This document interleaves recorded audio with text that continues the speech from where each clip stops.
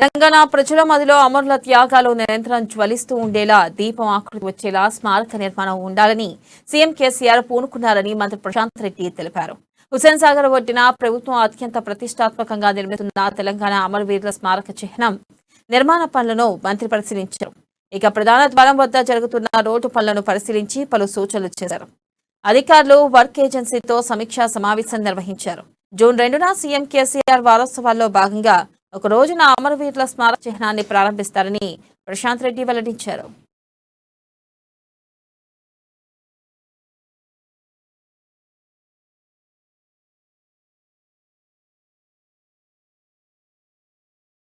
గౌరవ ముఖ్యమంత్రి కేసీఆర్ గారి ఆలోచనల మేరకు ప్రత్యేక తెలంగాణ రాష్ట్ర ఏర్పాటు కోసం అమరవీరుల స్మారకార్థం ఒక మంచి కట్టలే వారి యొక్క త్యాగాలకు తగ్గట్టు ఉండాలి.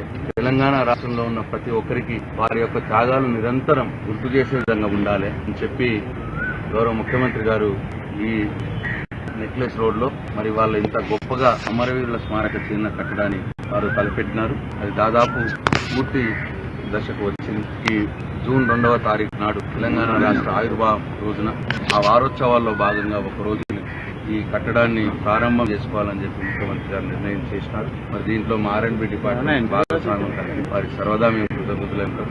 ఎందుకంటే ఒక ఉద్యమకారుడిగా టీఆర్ఎస్ పార్టీగా